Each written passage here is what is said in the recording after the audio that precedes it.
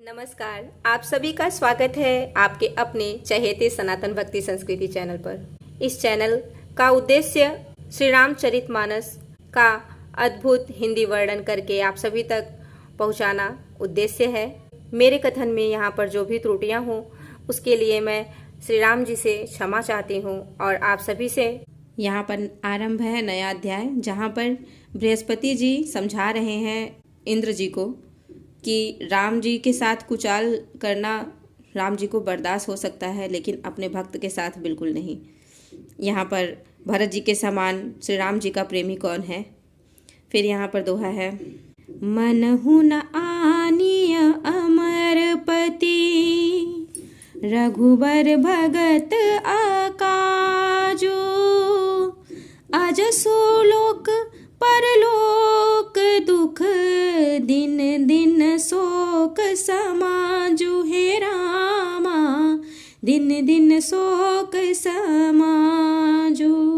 कहते हैं, हे देवराज, रघुकुल श्रेष्ठ श्री रामचंद्र जी के भक्त का काम बिगाड़ने की बात मन में भी न लाइए। ऐसा करने से लोक में अपयश और परलोक में दुख होगा और शोक का सामान दिनों दिन बढ़ता ही चला जाएगा। सुनो सुरेश उपदेशु हमारा राम ही सेवकु परम प्यारा मानत सुख सेवक सेवकाई सेवक बैर बैरु अधिकाई यद्यपि सम नहीं राग न रोसु गही न पाप पुनु गुण दोषु करम प्रधान विश्व करी राखा जो जस करई सो तस फल चाखा। कहते हैं, हे देवराज, हमारा उपदेश सुनो। श्री राम जी को अपना सेवक परम प्रिय है। वे अपने सेवक की सेवा से सुख मानते हैं और सेवक के साथ बैर करने से बड़ा भारी बैर मानते हैं। यद्यपि वे सम है, उनमें न राग है न रोष है और न वे किसी का पाप पुण्य और गुण दोष ही ग्रहण करते हैं। उन्होंने विश्व में कर्म को ही प्रधान कर रखा है। जो जैसा करता है वह वैसा ही फल भोगता है।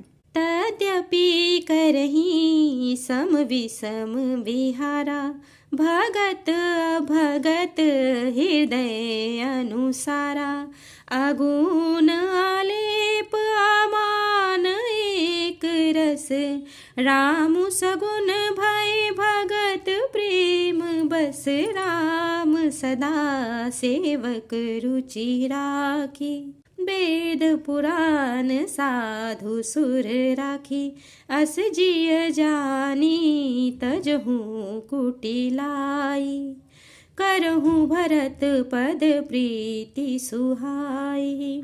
वे भक्त और अभक्त के हृदय के अनुसार सम और विषम व्यवहार करते हैं। भक्त को प्रेम से गले लगा लेते हैं और अभक्तों को मारकर ताड़ देते हैं। गुण रहित, निर्लेप, मान रहित और सदा एक रस भगवान श्री राम भक्त के प्रेमवश ही सगुण हुए हैं। श्री राम जी सदा अपने सेवकों भक्तों की रुचि रखते आए हैं। वेद पुराण साधु और देवता इसके साक्षी हैं। ऐसा हृदय में जानकर कुटिलता छोड़ दो और भरत जी के चरणों में सुंदर प्रीति करो। यहाँ राम भगत परहित निरत पर दुख दुखी दयाल भगत शिरोमणि भरत ते जनि डर पहुँ सुर पाल हे रामा जनि डर पहुँ सुर पाल।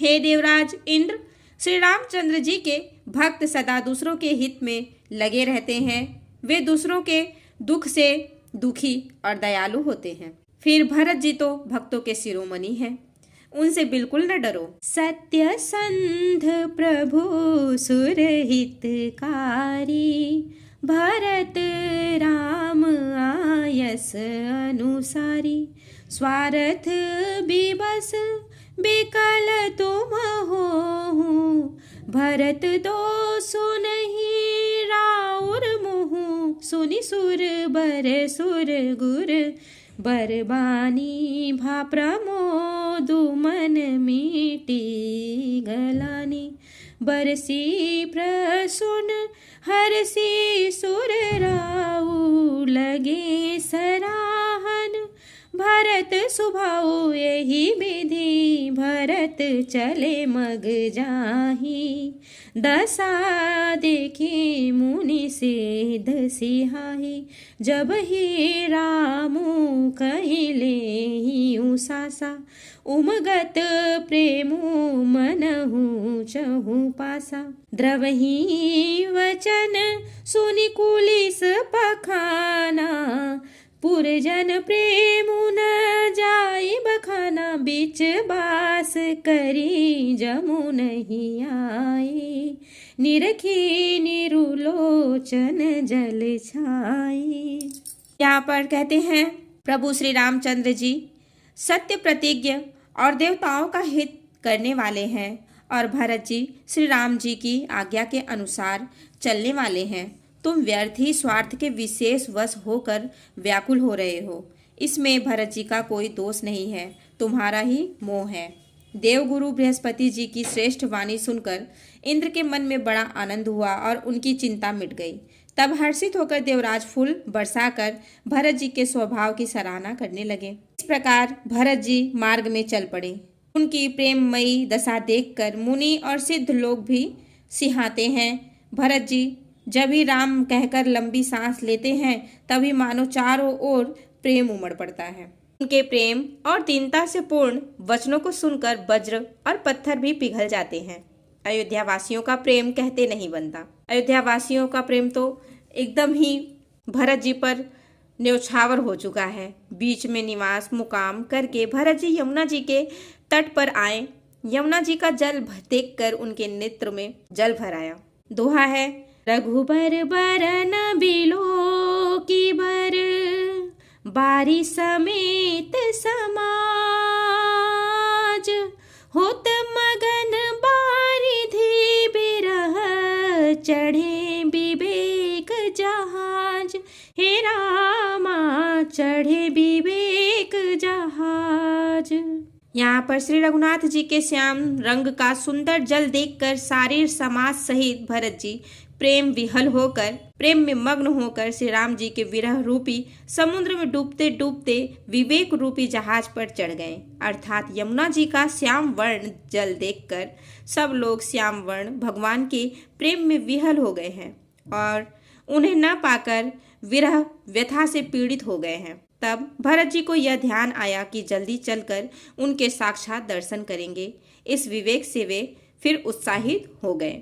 जमुन तीरते ही दिन करी बासु भयऊ समय सम सब ही सुबासु राति ही घाट घाट की तरनी आई अगणित जाहि न बनी प्रात पार भय कही खेवा तो से राम सखा की सेवा चले नहाई नदी सिर नाई साथ निषाद नाथ दो भाई आगे मुनि बर बाहन आछे राज समझ जाई सब पाछे ते ही पाछे दो बंधु पया दे भूषण बसन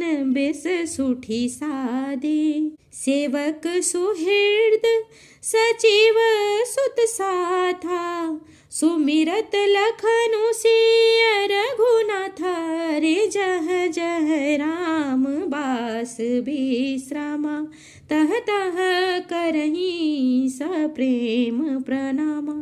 राम जी से मिलने के विवेक में उत्साहित हो गए और उस दिन यमुना जी के किनारे निवास किया। समयानुसार सबके लिए खान पान आदि की व्यवस्था की।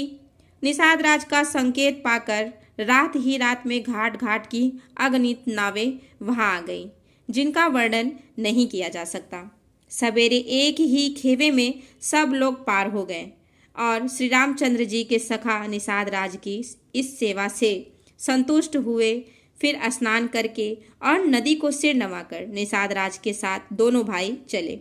आगे अच्छी अच्छी सवारियों पर श्रेष्ठ मुनि हैं, उनके पीछे सारा समाज जा रहा है। उनके पीछे दोनों भाई बहुत सादे भूषण वस्त्र और वेश में पैदल चल रहे हैं। सेवक मित्र और मंत्री के पुत्र उनके साथ हैं। लक्ष्मण सीता जी और श्री रघुनाथ जी का स्मरण करते जा रहे हैं। जहाँ जहाँ श्री राम जी ने निवास और विश्राम किया था वहाँ वहाँ वे प्रेम सहित प्रणाम करते हैं। अब मैं यहीं पे विश्राम लेती हूँ। आगे का कथन मैं अगले अध्याय में सुनाऊंगी। आप सभी को राम जी का ये सुंदर सा कथन कैसा लगता है कमेंट करके जरूर बताइए। और बोलो जय श्री राम, हर हर महादेव, बजरंग बली की जय हो। आप सभी पर श्री राम जी की कृपा बनी रहे।